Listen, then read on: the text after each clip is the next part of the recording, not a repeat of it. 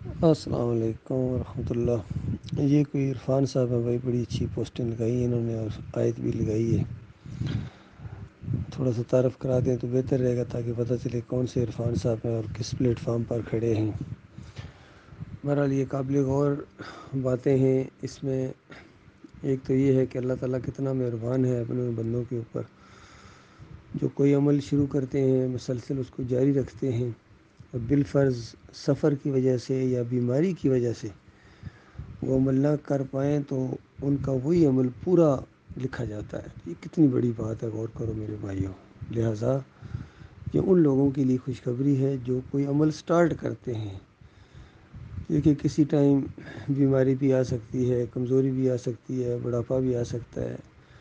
اگر آپ نے وہ عمل جوانی میں یا وہ کام شروع ہی نہیں کیا ہے تو وہ تو پھر نہیں لکھا جائے گا۔ خاص کر اس دور کے اندر اللہ کے راستے میں جہاد کرنے کا عمل جہاد کبیر کا موقع ہے اور ضرورت ہے، اور یہ بالکل فرض عین ہے۔ ایسے دور کے اندر جب اسلام مغلوب ہو، کفر و شرک دندنا رہا ہو، اس وقت اگر ایک مومن ہے، اگر وہ کفر و شرک کے خلاف آواز نہیں اٹھاتا ہے، توحید کی دعوت نہیں دیتا ہے، رد شرک نہیں کرتا ہے، طاغوتوں کی نشاندہی نہیں کرتا ہے، اور اس جنگ کو نہیں چھیڑتا ہے، تو بتاؤ پھر وہ کیسا مومن ہے؟ تو یہ موقع ہے اللہ کے بندوں، پورے عزم کے ساتھ، پورے ارادے کے ساتھ اللہ کے دین کے غلبے کے لیے آگے بڑھو اور دعوت اللہ کرو۔ جہاں بھی موقع ملتا ہے اللہ موقع دیتا ہے، یہ اور بات کہ ہم لوگ موقع ضائع کر دیتے ہیں۔ اللہ تو موقع دیتا ہے، اللہ تو چاہتا ہے کہ اس کے بندے ہیں اس کی توحید کا کلمہ بلند کریں، اس کی بڑائی کا اعلان کریں۔ تو ہمارے بھائی جہاں بھی ہیں دعوت اللہ کیا کریں۔ کلمے کی دعوت دینا ہی دعوت اللہ ہے، کلمے کی دعوت۔ جس طرح آپ گفتگو کرتے ہیں، اس کو تھوڑا سا اور اونچی آواز میں پکار کر لوگوں کو مخاطب کیا کریں۔ تو جہاں بھی ہمارے ساتھی ہیں سارے دعوت اللہ کریں، چونکہ اب کم ساتھی رہ گئے ہیں، اکثریت تو کفر کے اندر پھر چلی گئی ہے، سجدہ تعظیمی کے اندر چلے گئے، کچھ باغیوں کے ساتھ مل گئے، تو اکثریت تو اس طرح علیحدہ ہو گئی، وسائل والے علیحدہ ہو گئے، اور کتنے لوگ تھے۔ ٹھیک ہے ان کی اپنی بدبختی، لیکن جو باقی بچ گئے ہیں وہ یہ کام کریں۔ اللہ تعالیٰ دیکھیے کس طرح اس میں برکت دے گا، نئے ساتھی آئیں گے۔ یہ چلے ہوئے پرانے کرتوس ان کو چھوڑو، ان کے اندر کوئی خیر نہیں ہے۔ باقی ہماری دعوت جاری رہے گی، ان گروپوں کے اندر جن میں خیر ہوگی انشاءاللہ وہ ہماری طرف آئیں گے، وہی ہمارے بھائی ہیں۔ اور جو کفر و شرک کا مزاج رکھتے ہیں، شرارتی قسم کے لوگ ہیں، ان کا نہ آنا ہی بہتر ہے۔ وہ اسی لیے نہیں آ رہے، ہم تو دعائیں مانگتے ہیں یا اللہ ایسے لوگوں کو ہم سے دور رکھ، تو کس طرح ہمارے قریب آئیں گے؟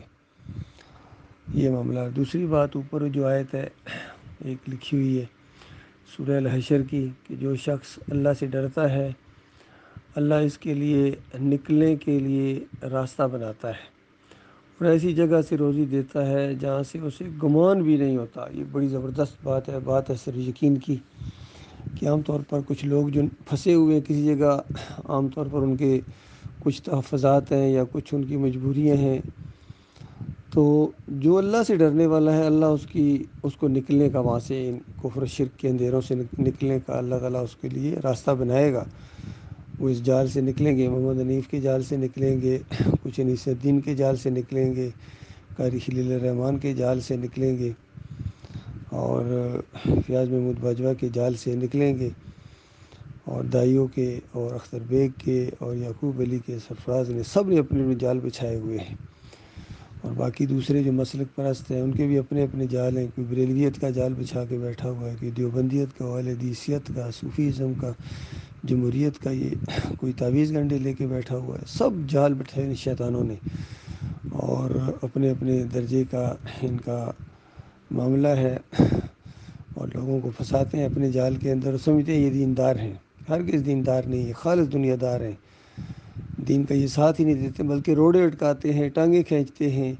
اللہ کے بندے جو اللہ کے راستے میں نکلے ہیں، دعوت اللہ کرتے ہیں، لوگوں کو شرک و کفر سے منع کرتے ہیں جہاں تک ان کی بس میں ہو، تو یہ ساتھ دینے کی بجائے الٹا مخالفت کرتے ہیں، مناظرے کرتے ہیں، الزامات لگاتے ہیں، جھوٹ بولتے ہیں۔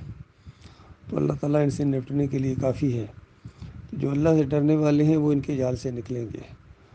اللہ تعالیٰ غور و فکر کرنے کی توفیق عطا فرمائے۔ نیچے سورہ الملک کی آیت لگائی انہوں نے، وہ بھی بڑی زبردست ہے، کہ دیکھو اللہ تعالیٰ دلوں کا حال جانتا ہے، نیتوں کو جانتا ہے۔ اور پھر سوالیہ انداز ہے، کیا قرآن کا انداز ہے، کیا وہی نہ جانے گا جس نے پیدا کیا ہے؟ اس نے تو پیدا کیا ہے، دل کو اس نے بنایا ہے، اس لیے دلوں کا حال جانتا ہے۔ تو بتاؤ، شہباز کرے پرواز سے جڑے راز دل، یہ کہاں سے آ گیا؟ یہ پیر صاحب دلوں کے حال کیسے جانتے ہیں؟ کوئی پیر، کوئی نبی، کوئی ولی، کوئی چیز بھی دلوں کا حال جاننے والا نہیں ہے۔ شرک ہے اگر کوئی اس طرح کسی کے بارے میں عقیدہ رکھتا ہے تو۔ ہاں، اللہ دلوں کا حال جانتا ہے کیونکہ اس نے دلوں کو پیدا کیا۔ دیکھیے اللہ تعالیٰ جو بھی بات کرتا ہے دلیل کے ساتھ کرتا ہے، اور یہ مشرک دلیل کے بغیر شرک کیے جا رہے ہیں۔ تو جہاں ڈر بھی لگتا ہے کہ دیکھو ہماری نیتیں اگر خراب ہو جائیں گی تب بھی اللہ کو معلوم ہو جائے گا، لہذا اپنی نیتوں کو بھی درست کرنا ہے۔ عملوں کا دار و مدار نیتوں کے اوپر ہے۔ اور پھر وہاں اچھی بات یہ ہے کہ دیکھیے ہمارے ارادے ہیں کفر و شرک کا جنازہ اٹھانے کے، تو اللہ تعالیٰ ہمارے ان ارادوں کو بھی جاننے والا ہے، ہماری نیتوں کو بھی جاننے والا ہے، ہماری ضرورتوں اور ہماری مشکلات کو بھی جاننے والا ہے، ہماری مجبوریوں کو بھی جاننے والا ہے۔